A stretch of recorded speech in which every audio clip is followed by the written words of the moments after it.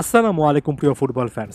Lionel Scaloni a moment পর্যন্ত যদি Copa America squad নিয়ে চিন্তা করেন, তাহলে গোলকিপিং পজিশনে যে তিনজনকে বাছাই করবেন শেষ পর্যন্ত তারা কি হতে যাচ্ছেন, এখন পর্যন্ত কি আপডেট আছে, আলাদা করে এই বিষয়টা নিয়ে আলোচনা করতে চাই।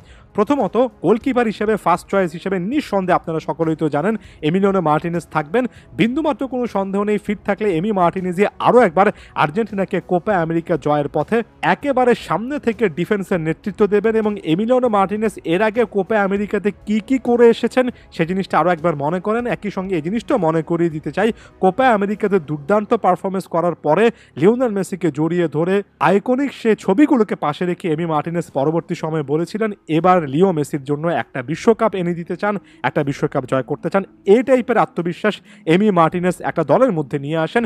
যে কয়জন ফুটবলার আর্জেন্টিনার ফুটবলকে একেবারে পরিবর্তন করে ফেলেছেন, এই দলটার মধ্যে বিশাল রকমের একটা আত্মবিশ্বাস তৈরি করেছেন এমি মার্টিনেজ তাদের মধ্যে অন্যতম।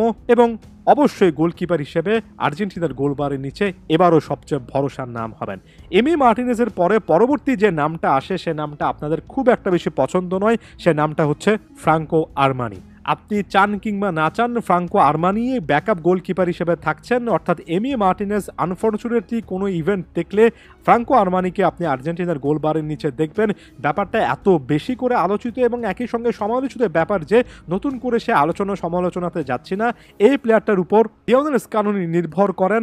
আর্জেন্টিনার ঘরোয়া লিগ থেকে প্লেয়ারদেরকে নিতে হবে এমন টাইপের কোনো কথাবার্তা নয়। তিনি একেবারে শুরু থেকে ফ্রাঙ্কো আরমানির অভিজ্ঞতাকে গুরুত্ব দিয়েছেন এবং মাত্র কিছুদিন আগে একাধিক ভিডিওতে বলেছি যে ফ্রাঙ্কো আরমানি আর্জেন্টিনার ঘরোয়া ফুটবল ইতিহাসে কিন্তু বা আর্জেন্টিনাতে ওভারঅল ট্রফি জয়ের দিক থেকে কিন্তু নাম্বার 1 গোলকিপার কিছুদিন আগে হয়েছেন। রিভার প্লেট যে এত বড় রকমের সাফল্য পাচ্ছে ক্লাব ফুটবলে গত কয়েক বছরে, সেটার অনেক বড় অংশে কিন্তু এই ফ্রাঙ্কো আরমানির নাম আছে। রিভার প্লেটের গোলকিপার হিসেবে অনেক সময় তাদের ক্যাপ্টেন হিসেবে ফ্রাঙ্কো আরমানি কিন্তু ভালো ভালো পারফরমেন্স দিয়েছেন। আমরা নিজেরা হয়তোবা খুব একটা বেশি সেগুলোর খোঁজখবর রাখি না, তাই ঢালাওভাবে সমালোচনা করি, অথবা হয়তোবা সমালোচনার জায়গাও থাকে। তবে কোচ যেহেতু এই প্লেয়ারটাকে অনেক বেশি করে বিশ্বাস করেন, এখানে আমার আপনার কোনো কিছু করার নেই।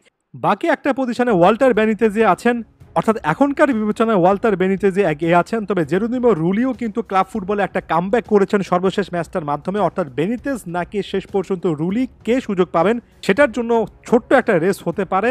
সর্বশেষ ম্যাচে যেহেতু বা সর্বশেষ ইন্টারন্যাশনাল ব্রেকে যেহেতু ওয়াল্টার বেনিতেজ অভিষিক্ত হয়েছেন, তার দিকে পাল্লাটা ঝুঁকে থাকবে। অনেকেই এই জিনিসটা বলছেন সর্বশেষ ইন্টারন্যাশনাল ব্রেকে যেহেতু বেনিতেজের পারফরমেন্সটা দেখেছেন স্কালোনি, তাকে তিনি প্রাধান্য দিতে পারেন। তবে আমরা সকলেই জেরোনিমো রুলির ওভারঅল কোয়ালিটির কথা জানি। ক্লাব ফুটবলে যদি এমন 1 থেকে 2 মাস কাটান যেখানে দুর্দান্ত পারফরমেন্স করতে পারেন, তাহলে জেরোনিমো রুলিও কিন্তু এই দলটার মধ্যে ঢুকে ক্রুশাল একটা পজিশনে চলে আসার যোগ্যতা রাখেন। শেষ পর্যন্ত বেনিতেজ ভার্সেস রুলি এমন টাইপের একটা ব্যাটল আমরা শেষ 2 মাসে হয়তোবা দেখতে পাবো।